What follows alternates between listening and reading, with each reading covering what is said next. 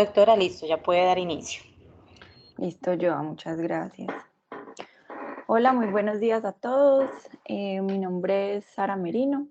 Soy docente del Departamento de Ginecobstetricia de la Universidad de Antioquia y vamos a dar inicio entonces a la reunión del Ateneo del día de hoy. Bueno, el tema que voy a tratar hoy es controversias en el diagnóstico del síndrome de ovarios poliquísticos. Vamos entonces a dar comienzo. Escogí este tema porque en mi práctica diaria veo que hay relativa controversia, por no decir mucho, tanto en el ámbito de las pacientes como en el ámbito de los demás profesionales, no solamente en la parte de ginecología. Vemos frecuentemente que hay enredos o confusión en cuanto al diagnóstico y eso a su vez va a ser la parte más grave que va a pasar a confundir a las pacientes y a afectar pues todos los aspectos que vamos a mirar en esta conferencia. Entonces hay un aparente sobrediagnóstico, vamos a ver que es una enfermedad que en realidad sí es muy frecuente, pero que a su vez la población que realmente sí está enferma es la que no va a tener el diagnóstico como tal. Hay una falta de conocimiento de la enfermedad, de realmente qué es la enfermedad en sí, y por lo tanto va a haber una información incompleta o incorrecta que se le va a dar a las pacientes y eso va a afectar directamente en el manejo y en el tratamiento de la enfermedad. Vamos a pasar entonces a ver con detalle, que era lo que yo quería hacer, ver a fondo qué es la enfermedad en sí para poder entenderla y poder explicarle de una manera simple a las pacientes y que ellas tengan conocimiento de la enfermedad, que se apropien de qué es lo que les está pasando y por lo tanto que tengan una adherencia adecuada al tratamiento, al manejo y a todos los complementos que se debe hacer porque es un síndrome y tiene varios componentes importantes. Entonces, en sí, ¿qué es el síndrome? Es una patología que va a impactar directamente a la salud pública. Vamos a ver ahora, más adelante en la conferencia, que es un síndrome metabólico, a pesar de todas las otras connotaciones que tiene. Es una endocrinopatía que es frecuente y que se da en la paciente en edad reproductiva. Va a afectar aproximadamente el 8 al 13% de la población total y vamos a ver que aproximadamente el 70% de las pacientes que sí tienen la enfermedad no tienen el diagnóstico correcto. Por eso hablaba yo de un aparente sobrediagnóstico, porque pareciera que muchas pacientes lo tienen, pero a la hora de la verdad no realmente son esa población la que realmente está enferma. El síndrome cursa con una afección de múltiples aspectos. Está la parte psicológica, genera ansiedad, puede generar trastornos depresivos y afecta directamente la imagen corporal. Esto me parece importante mencionarlo porque a la hora de nosotros dar un diagnóstico estamos creando en la paciente la imagen de que ya tiene como tal una enfermedad y por lo tanto debemos ser cautos a la hora de decir qué es lo que la paciente tiene. La connotación a nivel popular, a nivel de las pacientes, de tener un síndrome de ovario poliquístico trae muchas implicaciones, por lo que conocen de sus familiares, de sus amigos. Entonces, a la hora de dar el diagnóstico hay que ser un poco cautos para no cometer una imprudencia. Tiene impacto a nivel reproductivo, cursa con una hemorragia uterina normal, que vamos a ver, puede causar hirsutismo, infertilidad, complicaciones obstétricas a su vez. Tener en cuenta que directamente la enfermedad no causa infertilidad, como se suele creer en varios ambientes, y que hay que tener cuidado con la planificación de estas pacientes. Y la parte del síndrome metabólico que tiene asociada, que es lo que básicamente va a impactar en la salud pública. Es un síndrome metabólico, aumenta el riesgo cardiovascular y vamos a ver que tiene una asociación muy importante con la resistencia a la insulina. Adicionalmente, está el riesgo de carcinoma endometrial, que suele ser olvidado muchas veces y que es importante a la hora de dar un manejo adecuado en el tratamiento de estas pacientes para evitarlo a largo plazo. Bueno, dentro de la fisiopatología tenemos que el síndrome se compone de una interacción de diferentes factores genéticos y factores ambientales. Este síndrome suele iniciar en la pubertad y hay una teoría clásica que es la teoría de los dos golpes. El primer hit es que es una predisposición congénita programada, viene de factores de la madre, de factores en el embarazo Y el segundo hit es una manifestación ante un factor predisponente. ¿Qué quiere decir esto? Que no todas las pacientes que tienen predisposición lo van a desarrollar, aunque tiene un porcentaje elevado de heredabilidad, pues no se va a heredar siempre y no se va a manifestar siempre si no suele haber un factor predisponente o disparador.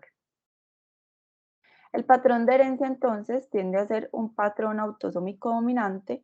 La penetrancia suele ser variable, por lo que estaba explicando, no siempre se va a manifestar, pero sí se puede heredar hasta en un 70% de los casos. Ya depende de los otros factores que confluyen para que se dispare y se manifieste la enfermedad en sí. Hay unos factores que son congénitos y esta parte me parece muy importante porque tenemos una interacción entre la ginecología y la obstetricia, estar pendientes en el control prenatal del manejo de esas pacientes y de sus factores de riesgo, porque existe la hipótesis de Barker o la hipótesis de esa programación metabólica fetal que va a afectar directamente la vida de ese feto, que luego va a ser un niño y luego va a ser un adulto.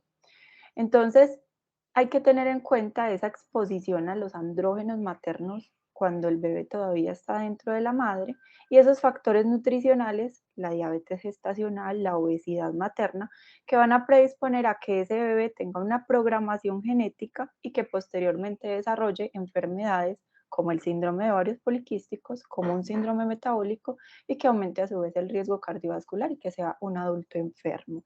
Entonces, tenemos que cuidar desde ese inicio y ser prudentes. Suele ser bastante frecuente, pues, en la consulta obstétrica, que uno le diga a la paciente que está en sobrepeso, que está obesa y que su bebé también lo puede estar o lo está haciendo, y la paciente generalmente lo toma como algo bueno, porque piensa que su bebé está bien nutrido. La verdad, tenemos que ser muy enfáticos en decir que todo esto representa un gran riesgo a la vida futura del bebé. Y posteriormente están los factores postnatales, en el que hay un hiperinsulinismo por resistencia a la insulina. Esta resistencia a la insulina puede ser variable y no siempre va a estar asociada a obesidad. Puede haber una paciente delgada con resistencia a la insulina por esa predisposición y por esa base genética. Entonces no siempre va a estar relacionada con la obesidad, pero generalmente sí. Y la obesidad se va a su vez como a nutrir y a perpetuar cuando hay un ambiente de obesidad también en la familia, cuando hay un ambiente de obesidad en la comunidad en la que se desarrolla esa paciente y por lo tanto va a llevar a varias enfermedades, dentro de las cuales está pues el síndrome de ovario poliquístico. El síndrome en sí se ha descrito que representa una paradoja de la evolución. ¿Por qué? Porque es un trastorno que se suele asociar a infertilidad, sin embargo es un trastorno que se hereda en un porcentaje elevado, lo había mencionado por encima del 70%, y se cree que se desarrolló mediante selección natural en épocas de hambruna. Sin embargo, en este momento no estamos en una época de hambruna, generalmente tenemos es una epidemia de obesidad, por lo tanto es peor que en este momento sea tan heredable y que sea tan frecuente. Tiene entonces un común denominador, que son el hiperandrogenismo ovárico, que es el centro de la enfermedad, como lo voy a explicar ahora, la resistencia a la insulina, que va a ser en mayor o en menor medida dependiendo de los factores que tenga la paciente, y en un gran porcentaje la asociación con obesidad. No quiere decir que siempre la paciente que tenga síndrome de ovarios poliquísticos es obesa, pero sí es más frecuente que sean las pacientes con obesidad. Bueno, una pregunta que yo quería desarrollar específicamente en esta conferencia es a qué se debe la morfología de los ovarios poliquísticos o que más frecuentemente pues en los últimos años hemos tratado de denominar de aspecto multifolicular. Me parece importante porque es un factor común de confusión tanto en la parte de las pacientes como en la parte de los médicos, incluyéndonos a todos, ginecólogos, dermatólogos, médicos generales, todos los que tenemos contacto con este tipo de pacientes. La paciente frecuentemente asocia el hallazgo de los ovarios de aspecto multifolicular con la enfermedad, con tener la enfermedad. Ahora voy a explicar los criterios diagnósticos y vamos a ver que no tener, pues que el tener ovarios de aspecto multifolicular no representa tener la enfermedad, pero eso debe quedar claro para poder explicárselo a la paciente, para poder definirle que el seguimiento no es con la ecografía y que el problema no está en el aspecto de sus ovarios, sino que va un poco más allá. Entonces vamos a partir parcialmente pues del ciclo ovárico normal, haciendo un énfasis en la parte importante, no irme al detalle porque es algo muy largo. Entonces, básicamente en el ciclo ovárico normal ocurre que hay un incremento de la hormona folículo estimulante. Esa hormona folículo estimulante va a permitir que surja el folículo dominante. Entonces, hay un reclutamiento de varios folículos, pero solo uno va a predominar. Ese folículo dominante va a tener dos caminos. Va a haber el reclutamiento por estímulo de la FSH y la progresión de ese folículo, perdón, o va a sufrir una atresia y no va a ocurrir ovulación. El éxito del folículo va a depender de la capacidad que tenga ese microambiente que se genera, que está predominantemente dominado por andrógenos, para que se haga una conversión correcta y ese microambiente se convierta en un ambiente dominado por estrógenos. Si ese cambio no se da en los momentos precisos, si ese cambio no se da de la manera correcta, no se produce la ovulación. O sea, ovular no es tan fácil, pero a su vez intervienen varios factores que interactúan de manera muy equilibrada para que se pueda dar el proceso. Posteriormente aparece la hormona luteinizante, que debe aparecer en un momento preciso, más o menos a la mitad del ciclo. Empieza a elevarse y empieza a generarse la producción de andrógenos. Los andrógenos van a antagonizar la acción de los estrógenos y si es algo sostenido, el ovocito empieza a degenerarse y no se produce ovulación. Lo que produce normalmente es que se produce ese equilibrio de paso de andrógenos a estrógenos y sí se produce la ovulación normal.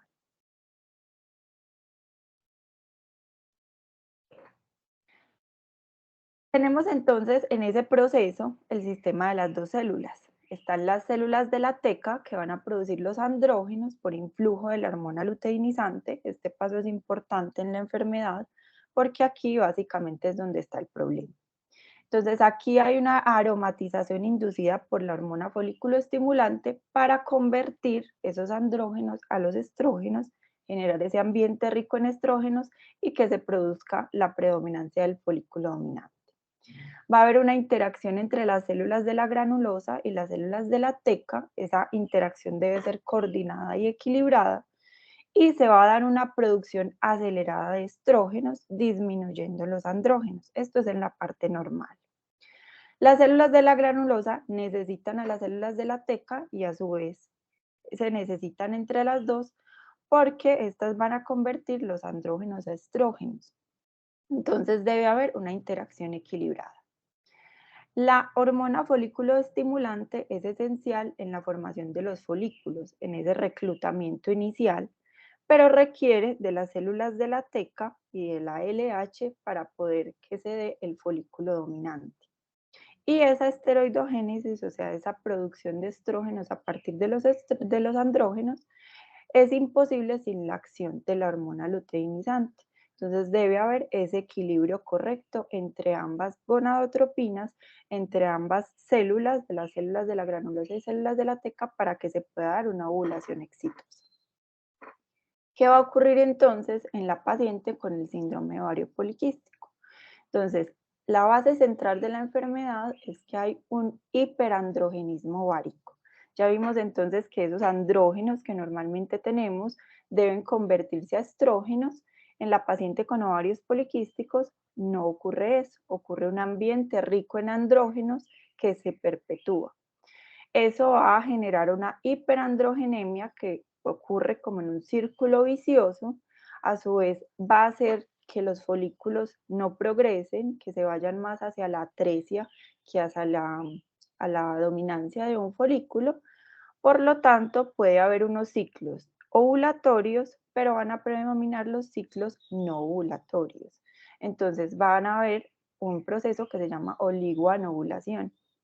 Aquí es el punto importante del por qué las pacientes no se les puede decir que son infértiles. El síndrome de ovarios poliquísticos no es igual a infertilidad. Se asocia a problemas en la concepción, se puede asociar a una infertilidad establecida, pero no es 100% seguro que la paciente no pueda tener un embarazo. Esto es relativamente frecuente porque vemos entonces en el control prenatal, en la consulta prenatal, pacientes que llegan con una obesidad mórbida, con un síndrome metabólico establecido y con un embarazo, que muchas veces no fue deseado porque la paciente simplemente no planificaba porque no podía quedar en embarazo. Entonces, este es un punto muy importante en el entendimiento de la enfermedad para que sepamos de dónde proviene el problema. Y entonces, al generar ese ambiente androgénico predominante, se van a generar los ovarios de aspecto multifolicular. ¿Por qué se cambia este concepto a la descripción ecográfica sobre todo? Porque era frecuentemente, pues sí es frecuente lo que ocurre, que al dar un diagnóstico en una ecografía de ovarios de aspecto poliquístico, la paciente ya introdujo en su ser que tiene la enfermedad. Mientras que si decimos que son unos ovarios de aspecto multifolicular, este concepto puede ser explicado por diversas causas. Una paciente que está en anticoncepción, una paciente joven, una paciente adolescente, puede tener sus ovarios de aspecto multifolicular sin querer decir que tiene la enfermedad del síndrome de ovarios poliquísticos. Bueno. El 50% de las pacientes con síndrome de ovarios poliquísticos tienen algún grado de resistencia a la insulina. La resistencia a la insulina, como ya les había mencionado, no necesariamente está ligada a la obesidad, pero generalmente sí. El hiperinsulinismo, que va a ser la base de la enfermedad prácticamente, va a luteinizar tempranamente las células de la granulosa, que fue lo que había explicado, es decir, predomina la parte de los andrógenos antes que los estrógenos, por eso hay mayor reclutamiento, pero se quedan detenidos y da el aspecto de los ovarios multifoliculares. A su vez, el hiperinsulinismo va a favorecer la acumulación de grasa y hay una teoría que dice que al tener hiperinsulinismo se favorece la producción de grasa, se favorece el hiperandrogenismo y a su vez se favorece la obesidad, aunque no siempre va en ese mismo círculo. El exceso de andrógenos a su vez va a producir un aumento de la hormona luteinizante y el aumento de la hormona luteinizante va a favorecer el exceso de andrógenos, entonces se produce un círculo vicioso. Va a haber un cambio en la función de las células de la granulosa, por lo tanto hay un impedimento de la ovulación, pero como ya había dicho, en algunos casos sí puede haber una ovulación exitosa. Hay aumento y crecimiento de los folículos alterados, lo que da la morfología de los ovarios poliquísticos, y adicionalmente puede haber otros factores asociados. Entonces puede haber un hiperandrogenismo por defectos en la función adrenal, que lo puede tener la paciente de base por otros factores. Y adicionalmente, si la paciente tiene la obesidad, va a haber una producción periférica de estrógenos que a su vez van a suprimir las gonadotropinas y van a alterar el ciclo ovárico normal. Perdón.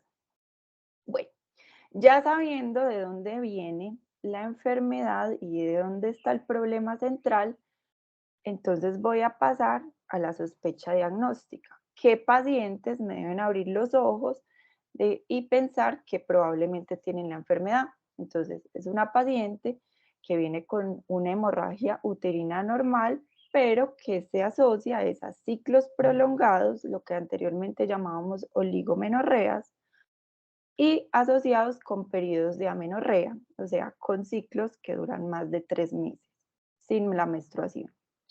Adicionalmente, es una paciente que tenga signos de hiperandrogenismo, el acné, el hirsutismo y la alopecia con patrón androgénico. Vamos a ver cómo se clasifica cada una de estas alteraciones, porque no es un simple acné, no es una simple hipertricosis, que es la producción de vello, pero de un patrón normal, y no es simplemente que se le caigan unos pelitos, sino que hay una alopecia como tal. Es en este punto también que nos debemos valer del manejo multidisciplinario y es importante la colaboración de dermatología, de endocrinología, de medicina interna para que hagamos un diagnóstico acertado y también se dé un manejo multidisciplinario.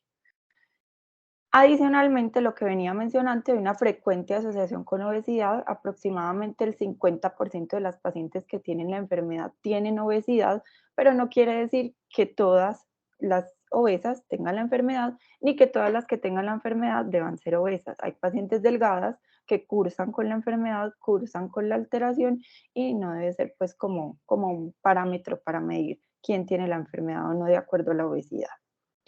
Como frecuentemente está asociado con la obesidad, entonces se aumentan otros riesgos y hay comorbilidades frecuentes como la dislipidemia, el hígado graso, la intolerancia a la glucosa, lo cual va a aumentar a largo plazo o a corto, dependiendo el riesgo cardiovascular.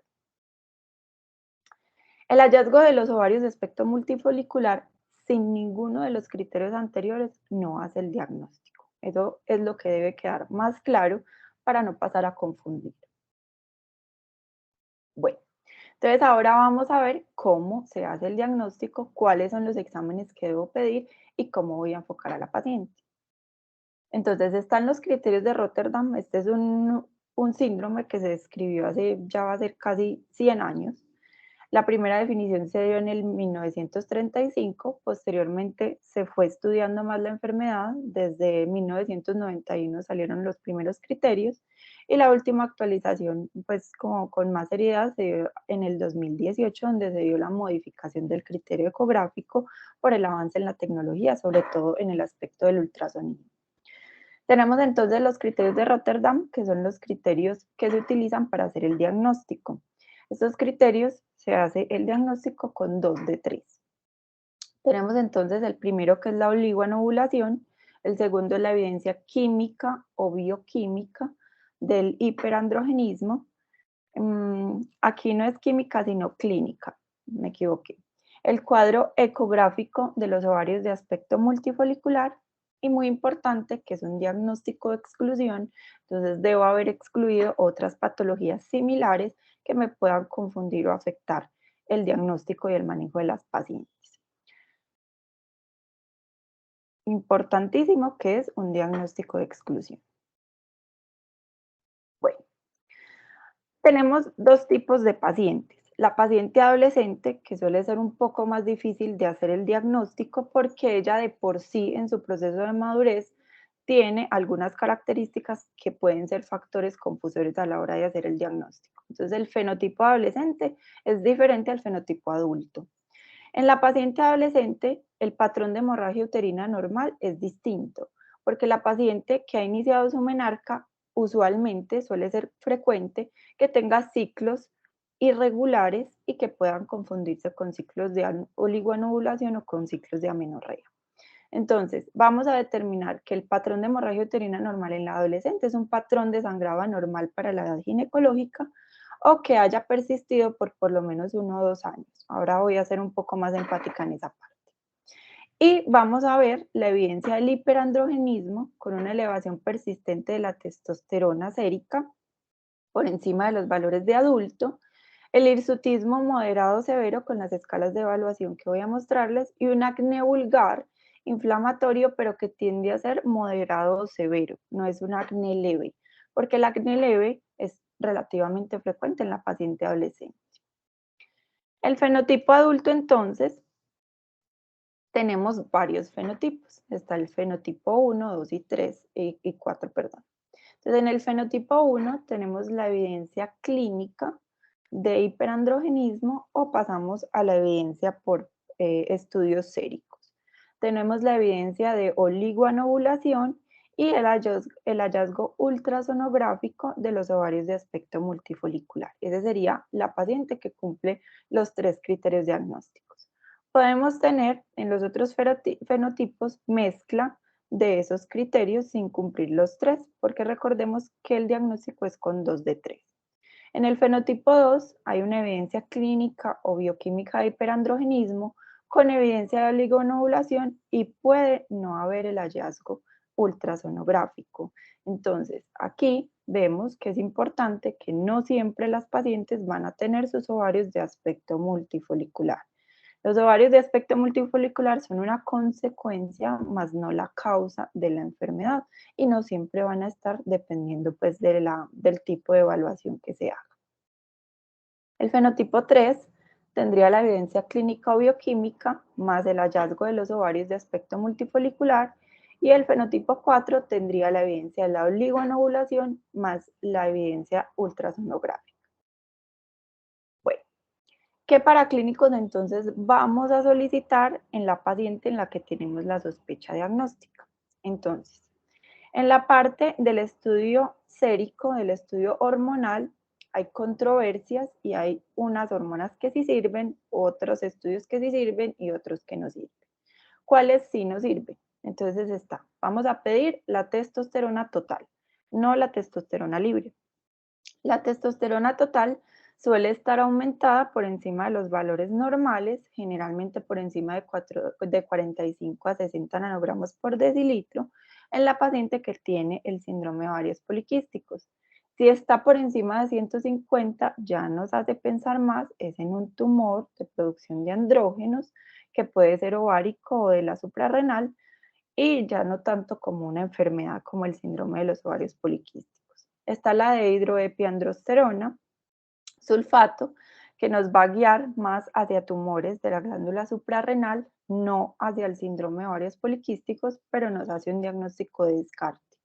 Está la androstenediona, que también nos habla de tumores, y la 17-hidroxiprogesterona, que nos habla de la hiperplasia suprarrenal congénita no clásica, que se parece mucho al síndrome de ovarios poliquísticos, pero esta hormona nos haría el diagnóstico más de esa enfermedad, pues nos serviría para el enfoque diagnóstico de esta enfermedad y ya empezaríamos como a descartar este síndrome. La androstenediona podría estar o no aumentada en el síndrome de ovarios poliquísticos y tiene debate en cuanto a su diagnóstico. Entonces, básicamente, pediríamos la testosterona total, que sería la que sí nos serviría para hacer el diagnóstico. Clásicamente, había la descripción de solicitar la relación LH-FSH, la hormona antimülleriana, pero se ha visto que en algunas pacientes pudiera estar aumentada o pudiera no estar aumentada, igual tienen la enfermedad, entonces son más factores confusores y realmente no nos ayudarían tanto en la enfermedad, aunque depende pues del criterio clínico. Debemos pasar a estudiar la hemorragia uterina normal. Siempre dentro del espectro de hemorragia uterina normal, descartar cuáles son las causas, empezar por la parte obstétrica, descartar causas obstétricas, entonces pedir una beta-HCG, descartar causas hormonales secundarias como problemas tiroideos o de hiperprolactinemia y el estudio de la FSH del estradiol. Y posteriormente realizar una ecografía transvaginal para tener el criterio ecográfico. Si la paciente ya cursa con los otros criterios, pues no necesitaríamos el criterio ecográfico, pero en general se recomienda que sí se haga la ecografía para determinar si cumple o no con ese criterio y para evaluar otras causas que podrían estar presentes, por ejemplo, un tumor de ovario o algo que se pueda ver en la ecografía que nos sirva para determinar otros tipos de manejo que requiera la paciente y la evaluación también del endometrio. Se recomienda que cuando se haga el estudio hormonal de estas pacientes, se suspenda por lo menos el influjo hormonal de los anticonceptivos 3 meses antes de realizar las pruebas. Hay que tener cuidado con esto porque entonces pasaríamos a poner en riesgo a la paciente de un embarazo no deseado. Ya sería algo como concordado con la paciente, explicarle bien, pero lo ideal pues es que la paciente no esté bajo ningún influjo hormonal porque nos van a dar falsamente alteradas las hormonas y no vamos a poder hacer el diagnóstico correcto. Bueno, ¿cuáles son los detalles que tenemos que tener en cuenta para poder hacer el diagnóstico correcto de acuerdo a lo que tiene la paciente? Entonces, ¿cómo vamos a definir los ciclos irregulares o la parte de la hemorragia uterina normal? Entonces, los ciclos irregulares van a ser normales en el primer año después de haber tenido la menarca, como parte de ese proceso natural de madurez que va a tener la paciente. Entonces, en ese primer año posmenarca va a ser difícil determinar si la paciente realmente tiene ciclos de oligoanovulación o está en una hemorragia uterina normal. Si es mayor a un año, pero menor a 3 años después de la menarca, en general debería tener un pues la duración del ciclo debería ser entre 21 a 45 días. Si se pasa de ese tiempo, ya es anormal. Si ya lleva más de 3 años después de la menarca o está cerca, pues está en el periodo de perimenopausia, los ciclos se consideran normales entre 21 a 35 días. Y si tiene menos de 8 ciclos por año, es anormal. Si tiene más de un año de la menarca, que era lo que había mencionado ahora, se considera anormal que los ciclos se demoren más de 90 días. Y si es una amenorrea primaria, a los 15 años o haber tenido más de 3 años después de la telarca, se considera anormal y es un proceso pues, que hay que estudiar. El hiperandrogenismo clínico, ¿cómo lo vamos a determinar? Entonces, el hirsutismo tiene un puntaje descrito por el cual se debe determinar que lo tenga o no. Está el puntaje de Ferriman, que tiene dos puntajes o 2 puntos de corte distintos. Está la parte australiana de la guía australiana y está la parte de la guía de Estados Unidos. En la parte australiana hablan de un puntaje mayor a 4,6, que ya va a ser determinante de hirsutismo. El de Estados Unidos lo voy a mencionar ahora, que es un poco más alto por el tipo de población. La alopecia la mencionan con el puntaje visual de Ludwig, y el acné no tiene un puntaje mundialmente establecido, entonces acá nos serviría utilizar mucho el recurso de la ayuda de los colegas dermatólogos. La adolescente solamente le va a aplicar el acné severo y el hirsutismo clínicamente descrito con el puntaje de Ferriman. El puntaje de Ferriman, entonces, es el gold estándar para la evaluación del hirsutismo. Va a evaluar 9 áreas sensibles a los andrógenos. El 0 es que no tiene hirsutismo. El 4, a partir de 4 más, es que es francamente viril, de acuerdo pues al puntaje que se utilice. Y se van a sumar los puntajes por separado para definir el puntaje.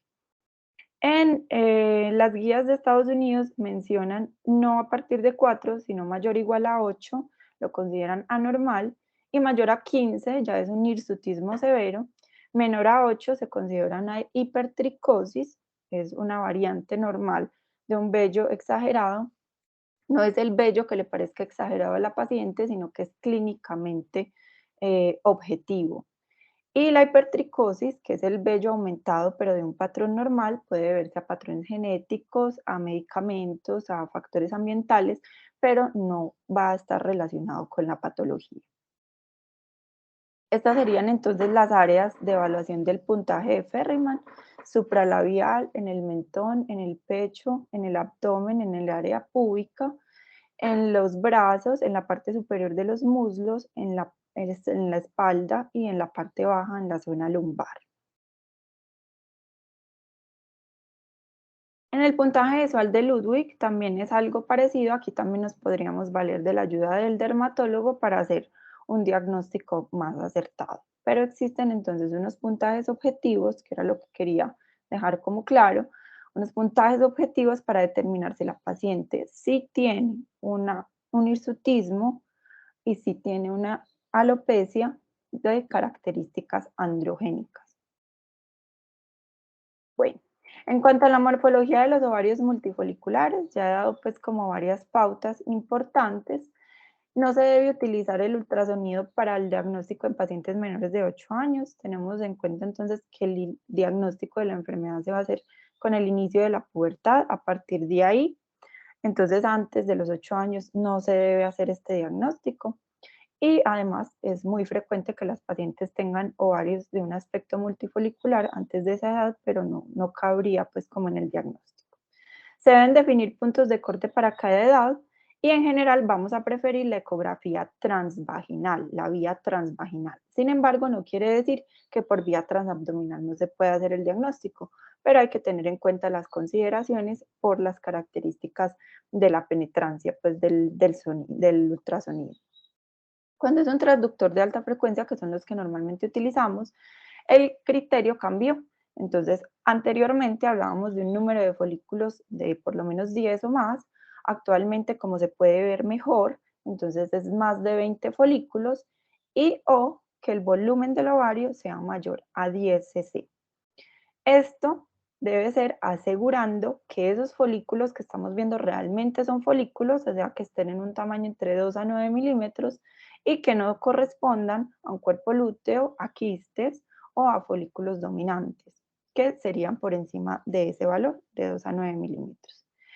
En las ecografías transabdominales, como la visualización es más difícil y a veces no es posible hacer el conteo de los folículos con tanta precisión por la vía de evaluación, se toma solamente el volumen del ovario que sea mayor o igual a 10 cc. Bueno, ¿qué recomendaciones debemos tener en la calidad de la ecografía para hacer el diagnóstico de los ovarios de aspecto multifolicular? Reportar la fecha de la última menstruación para saber más o menos en qué momento del ciclo está, para determinar si esos ovarios con ese aspecto son normales por la etapa del ciclo o si se asocian a la patología.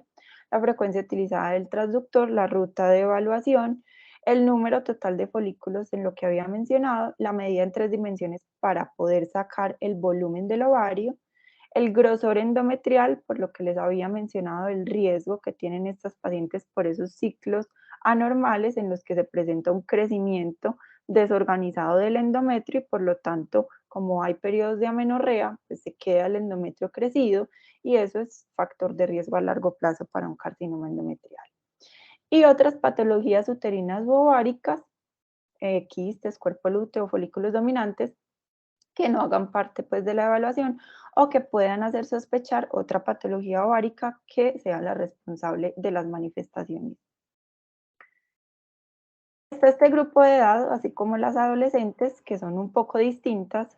La paciente posmenopáusica, esta paciente tiene varios detalles importantes. En general, siempre, y lo que nos tiene que quedar más claro, es que en esta paciente, cuando el inicio de esos síntomas sea en la edad posmenopáusica, no nos vayamos a pensar que tiene un síndrome de ovarios poliquísticos de inicio tardío, sino primero a descartar que no tenga una malignidad, porque en esta edad ya empieza a ser más frecuente la malignidad y no tanto lo otro, que es una patología de la edad fértil.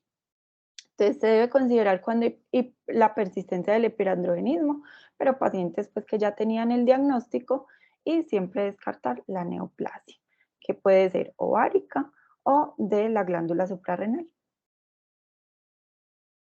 Bueno, ya entendiendo la enfermedad, ya entendiendo de dónde vienen los síntomas, las manifestaciones y dónde está la base del problema, tenemos que saber cuáles son los fundamentos del tratamiento. No voy a ahondar en el tratamiento como tal porque el objetivo de mi conferencia era las controversias en el diagnóstico, pero es importante partir de esa claridad en el diagnóstico para poder tener claro qué es lo que yo voy a ir a tratarle a la paciente y cómo la voy a manejar. Entonces, es muy importante el manejo del riesgo de hiperplasia endometrial, eso es algo que se ve muy comúnmente, que la paciente tiene toda su característica clínica, tiene todo el fenotipo del síndrome de ovarios poliquísticos y no está con ningún manejo. Entonces, hay que hacer el manejo activo de ese riesgo de la hiperplasia endometrial.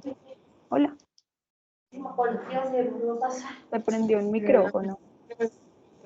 1002 ¿Aló? 97888. Hola.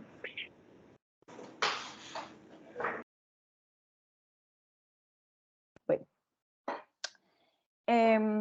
nuestro objetivo entonces es regularizar los ciclos para poder limitar ese riesgo de cáncer de endometrio. Entonces, una paciente nos llega con ciclos irregulares, nuestro trabajo es regular los ciclos, ya sea induciéndole una amenorrea, pero controlada, sabiendo cuál es el origen de esa amenorrea, pues manejo hormonal, o pues para limitar el riesgo del cáncer de endometrio y manteniéndolo en una atrofia endometrial, o darle un método que le produzca su menstruación mensualmente de acuerdo pues a los gustos de cada paciente y al objetivo de lo que yo quiero hacer con el manejo.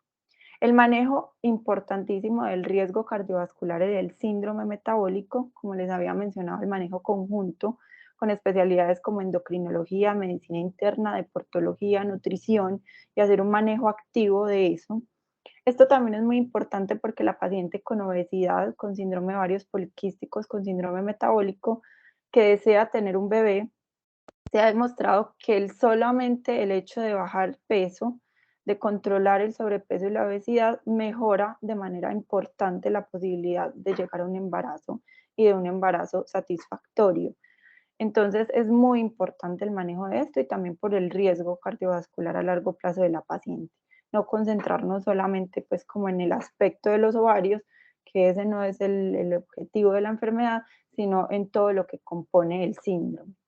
Y siempre considerar el deseo de fertilidad, no decirle a la paciente que es infértil, sino hacer un manejo conjunto de lo que necesite la paciente y mirar la posibilidad de que en cualquier momento sí pueda tener su embarazo si así lo desea, o si no, pues hacer el manejo adecuado y guiado a lo que se necesita. La hormona luteinizante, como lo había explicado, es necesaria para la expresión de las enzimas esteroidogénicas. La enfermedad, el síndrome de ovarios poliquísticos, es una enfermedad que es dependiente de las gonadotropinas, como lo expliqué en la fisiopatología. Entonces, cualquier tratamiento que suprima la hormona luteinizante nos va a servir para controlar el origen y la base de la enfermedad. Quiere decir que el tratamiento de estas pacientes es el manejo hormonal, básicamente, adicional a y adicionalmente el manejo de sus otras comorbilidades. ¿Qué quiere decir? Que esta paciente, para poder controlarle la enfermedad, para disminuir los riesgos que tiene, debemos hacerle un manejo hormonal. Y el manejo hormonal ya va a depender de las necesidades que tenga la paciente y de los objetivos que queramos generar o que queramos lograr con la paciente en sí. Finalmente, ¿cuáles son las conclusiones y qué era lo que yo quería llegar y cuál era mi intención con esta conferencia? Pues el síndrome de ovarios poliquísticos es una enfermedad con múltiples consecuencias. El decirle a una paciente que tiene la enfermedad trae grandes afecciones y gran impacto. El diagnóstico correcto va a impactar directamente en el manejo, en lo que la paciente entienda qué es lo que tiene y cómo se debe tratar. El diagnóstico definitivamente no es ecográfico, es una adición a los criterios diagnósticos, pero básicamente no es ecográfico, por lo tanto su seguimiento tampoco es ecográfico. No hay que estar mirando cómo están los ovarios, el aspecto es una consecuencia de la enfermedad, más no es una causa y no es algo que tengamos que vigilar. Quitarle como la importancia o que le dan las pacientes al aspecto de sus ovarios. El manejo adecuado controla la enfermedad y va a disminuir el riesgo de complicaciones y definitivamente va a requerir un manejo multidisciplinario. Bueno, eso era todo lo que les tenía para hoy. Espero que haya sido de su agrado, espero que me hayan entendido bien y que haya sido lo suficientemente clara. Muchas gracias.